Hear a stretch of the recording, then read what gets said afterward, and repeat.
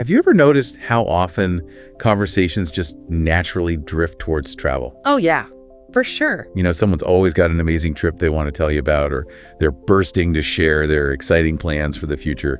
It seems like everyone loves to talk about travel. Absolutely. It's a universal thing, isn't it? And today we're going to take a deep dive into why that is.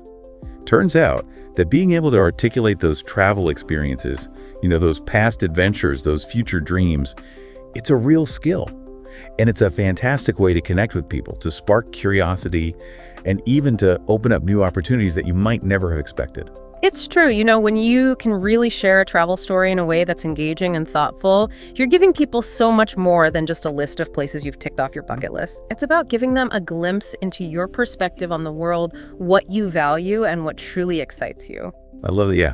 So our mission today is to equip you with all the tools and the insights you need to confidently share your own travel adventures in English. Yeah. We've got some awesome material here that really breaks down how to do this well, so you'll be totally ready and comfortable talking about your travels with anyone you meet. It's going to be fun. So what's on the agenda for this deep dive? We're going to start by exploring why discussing travel is so important. Why it matters so much more than just swapping those casual vacation stories. Okay. Then we'll walk through how to prepare to share those experiences, whether they're cherished memories or exciting upcoming trips. Sounds good. We'll look at ways to structure those narratives to really grab your listeners' attention. And of course, no conversation about communication would be complete without covering some essential vocabulary and tips for making those discussions super engaging. Right. We'll also touch on cultural sensitivity, how to have these conversations both online and offline, and even peek at starting a travel blog or vlog. And finally, we'll wrap up with some inspiring examples to get those storytelling juices flowing. I'm excited. Okay, let's unpack this. Why is talking about travel so much more than just swapping vacation stories? What makes it so special?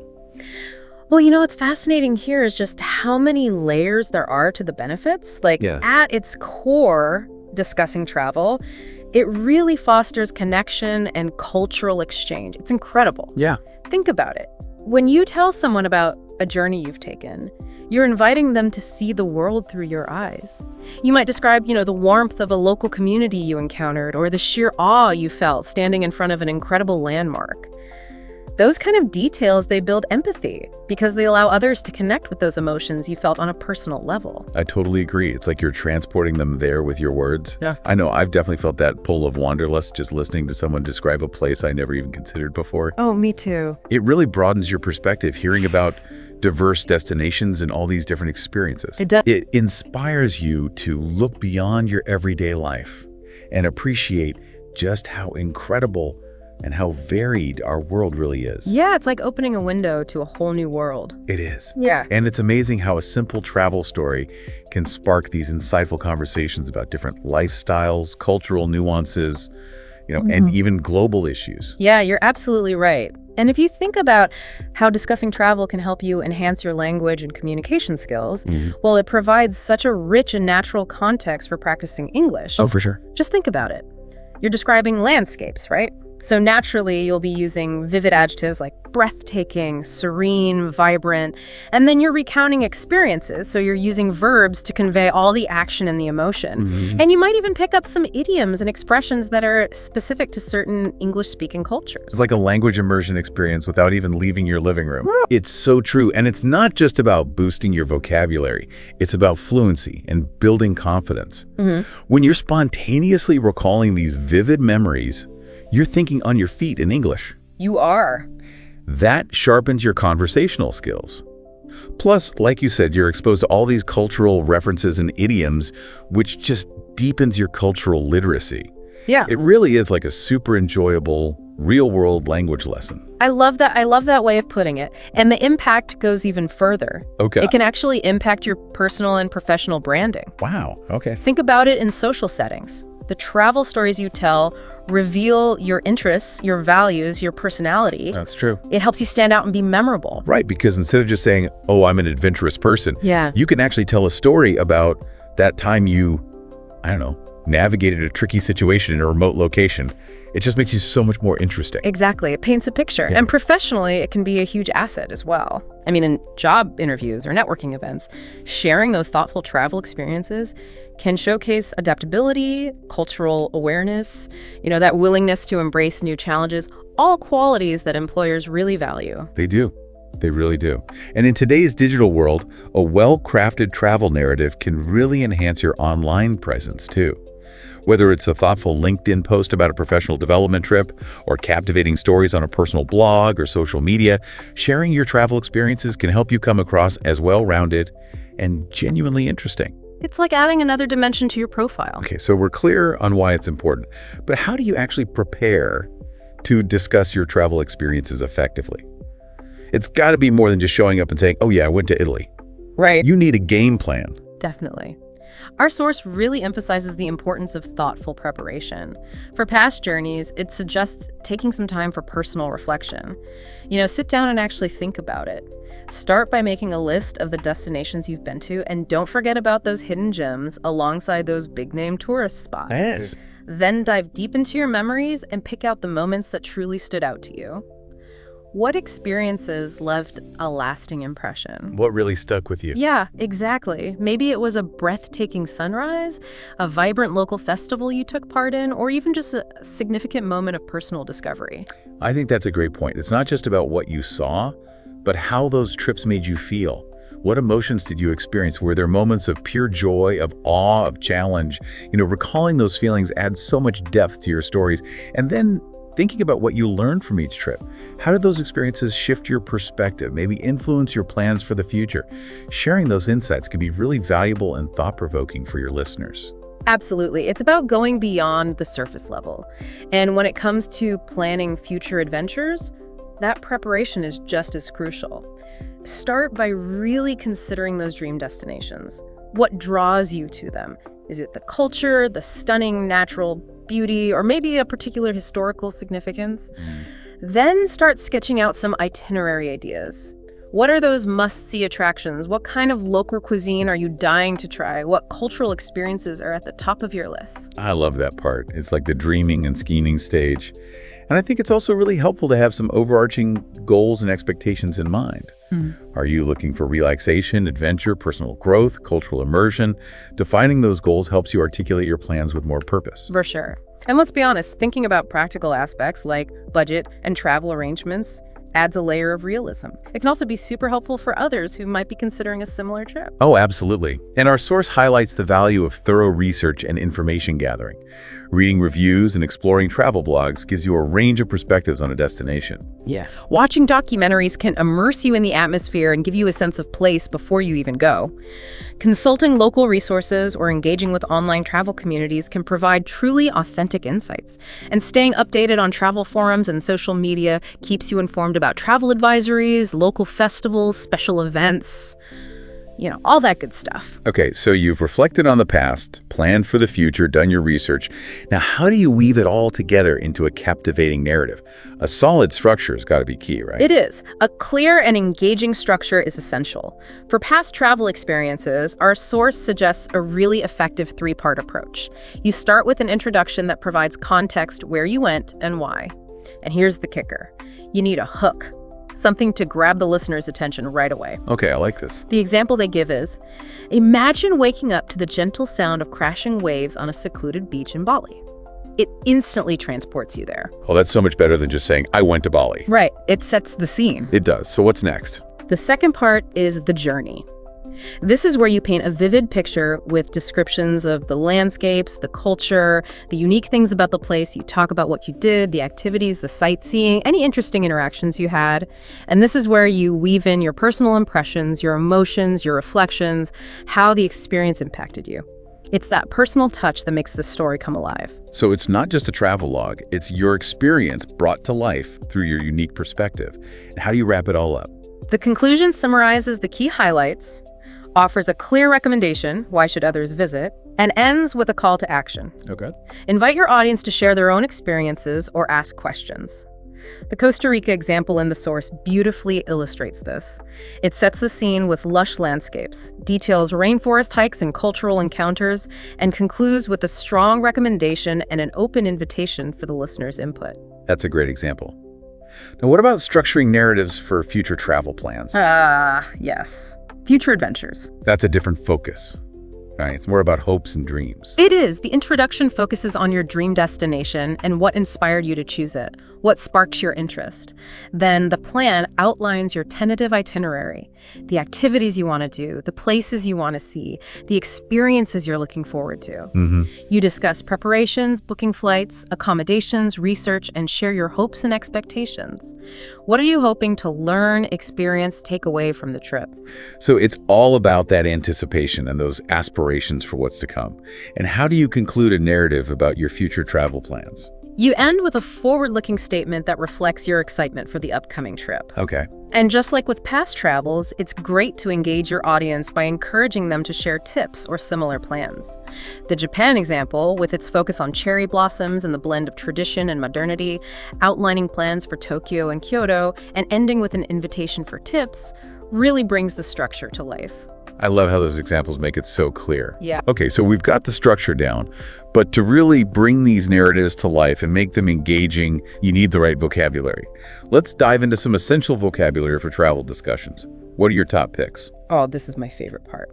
Descriptive adjectives are your best friends when describing a place. Words like breathtaking for stunning landscapes, vibrant for lively experiences, serene for peaceful environments, dynamic for constantly changing scenes, and immersive for experiences that engage all your senses. The source even provides example sentences to show you how to use them in context. Those are fantastic.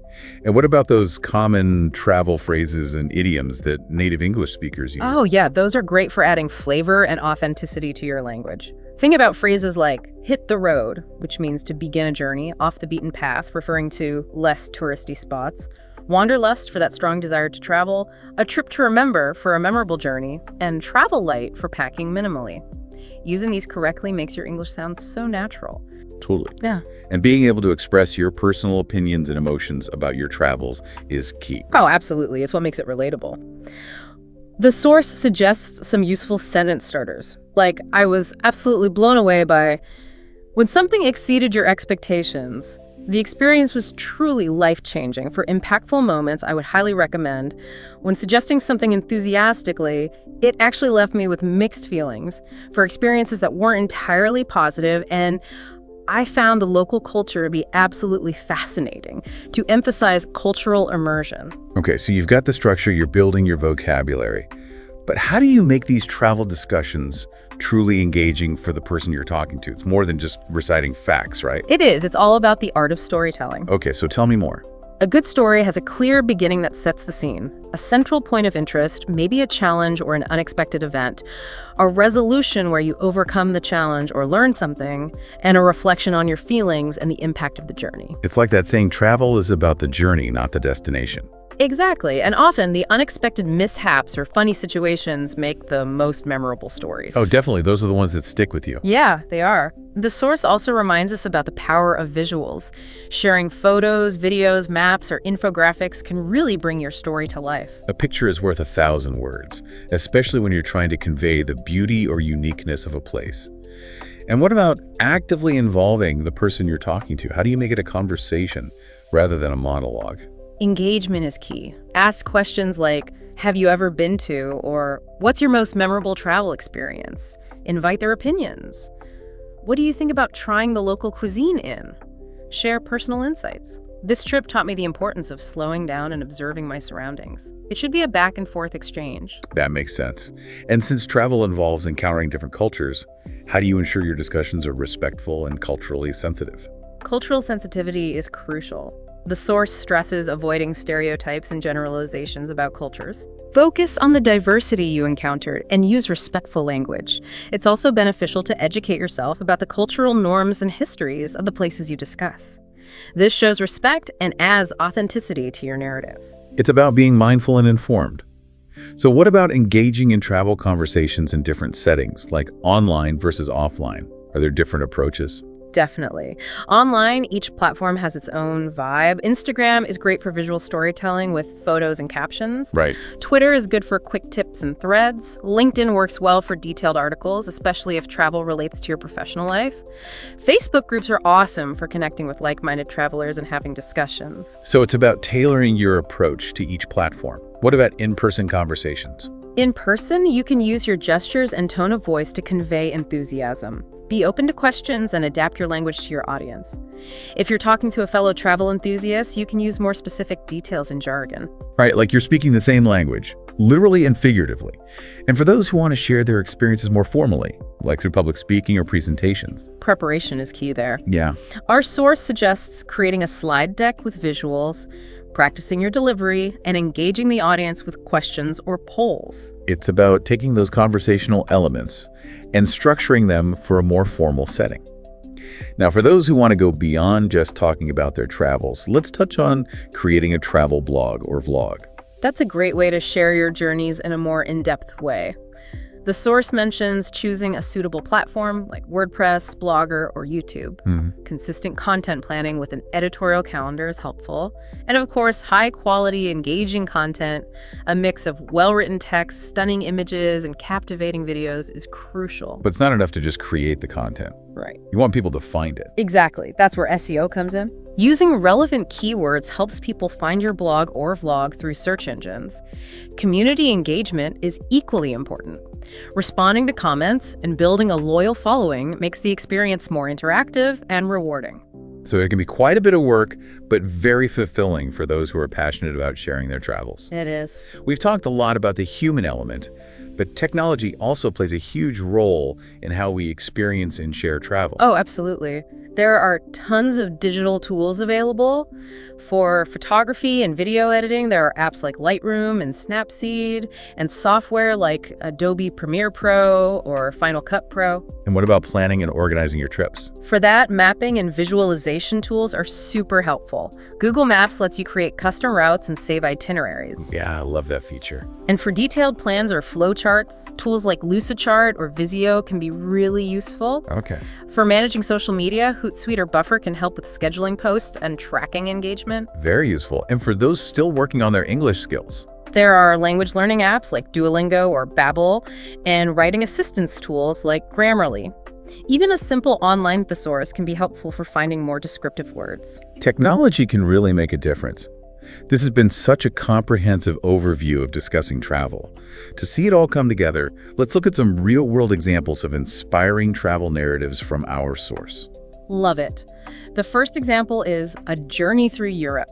It starts by setting the scene with the charm of Paris, then moves through exploring landmarks and cuisine, the cultural experiences in Rome, the impact of appreciating the continent's diversity, and ends with a recommendation for others to have a similar adventure. It's a great example of structuring a narrative about a past trip. Yeah, it hits all the key points we talked about. What about an example of a future adventure? There's a great outline for a future adventure to Asia, specifically a trip to Japan during cherry blossom season. Oh, nice. It starts by establishing the traveler's fascination with Japanese culture, details the planned itinerary, including Tokyo, Kyoto, and Hokkaido. It touches upon their expectations, immersing in traditions, enjoying the cuisine, the preparation involved, research, learning basic phrases, and concludes with excitement and a request for travel tips.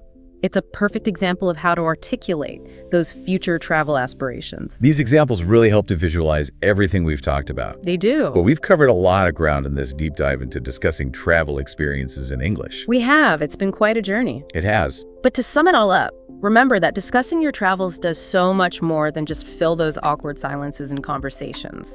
It improves your communication skills, lets you connect with people on a deeper level, and broadens everyone's perspectives. It's about sharing those unique glimpses into different parts of the world.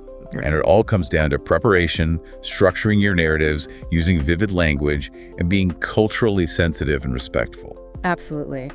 And on that note, here's a final thought for you, our listener. Think about your most impactful travel experience. What resonated with you? Now, how can you articulate that story in a way that goes beyond just recounting events? How can you share your emotions, insights, and moments of growth in a way that truly resonates with and maybe even inspires others? Remember, every travel tale has a unique insight waiting to be unpacked and shared with the world. I love that. What a beautiful way to think about it. Thanks so much for joining us on this deep dive. Until next time, happy travels and happy storytelling. Bye, everyone.